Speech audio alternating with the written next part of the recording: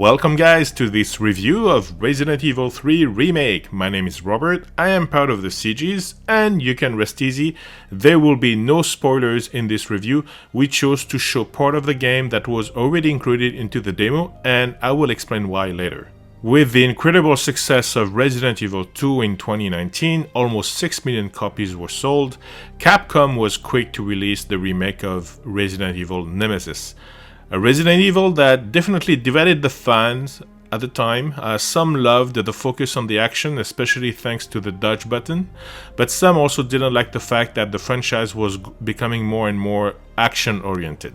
So we find Jill a few months later after the events of Resident Evil 1, it's chaos everywhere, Raccoon City is completely overrun by zombies and she needs to find a way to escape, being the last surviving members of STARS.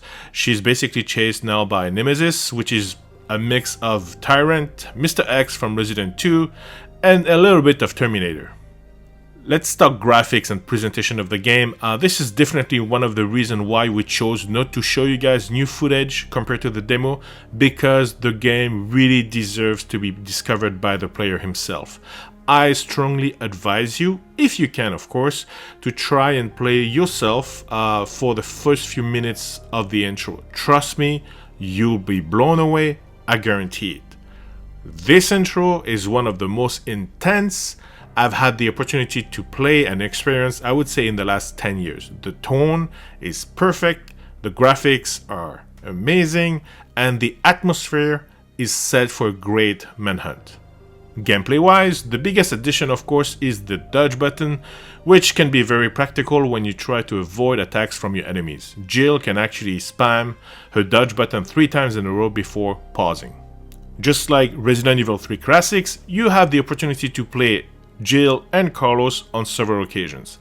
Although their gameplay remains similar, you can appreciate some differences. Each has a different type of enemies, different type of weapons, their objectives are not necessarily the same, and Carlos even have a horde mode a la Gears of War, which is pretty neat. And actually the times that you play Carlos are very interesting, especially if you're a fan of the franchise, because it brings so much more depth and fan service to the universe of Resident Evil 2, 3, and even Raccoon City in general, because he actually goes to the police station before the start of Resident Evil 2. Jill, on the other hand, is going to bring us to different environments, narrow streets, large open spaces, shops. There is actually a maze that is filled with crazy creatures where I'm sure people afraid of insects will be very, very, very scared. Now, for people that played the classic version of the game, you will notice that there is much less puzzles or riddles to solve. I would say easily half of it. And some would say it's a shame because it reduces the life of the game, and for a AAA game that you pay for full price, 5 to 6 hours gameplay for the first run, that's not much, right?